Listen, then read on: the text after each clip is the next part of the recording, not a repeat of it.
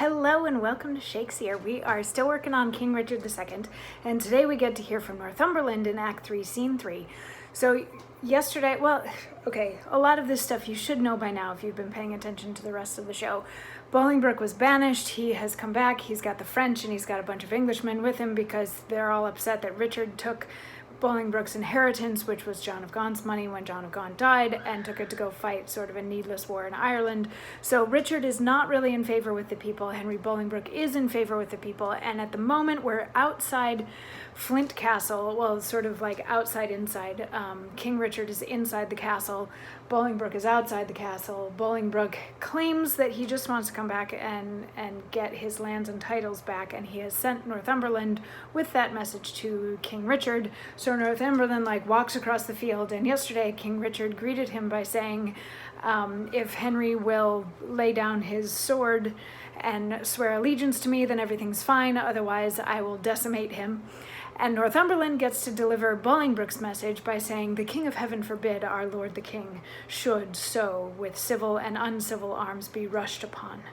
Thy thrice noble cousin, Harry Bolingbroke, doth humbly kiss thy hand, and by the honorable tomb he swears that stands upon your royal grandsire's bones, and by the royalties of both your bloods, currents that spring from one most gracious head, and by the buried hand of warlike Gaunt, and by the worth and honor of himself, comprising all that may be sworn or said, his coming hither hath no further scope than for his lineal royalties, and to beg enfranchisement immediate on his knees, which, on thy royal party granted once, his glittering arms he will commend to rust, his barbed steeds to stables, and his heart to faithful service of your majesty.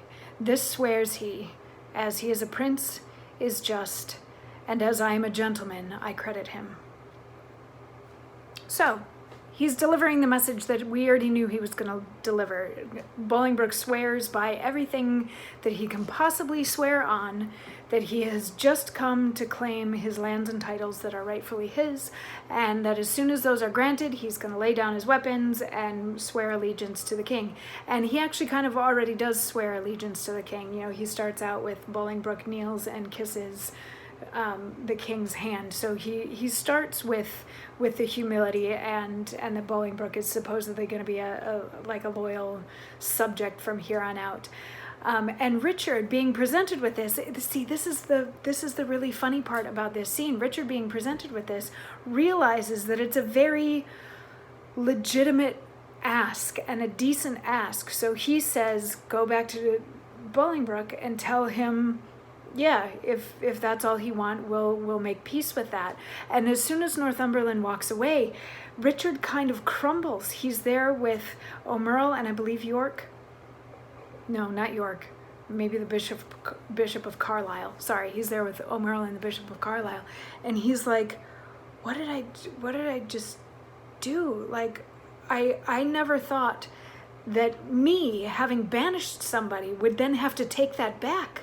Like, what does that say about me as the king that I couldn't enforce this banishment or keep this banishment up? Like, what does that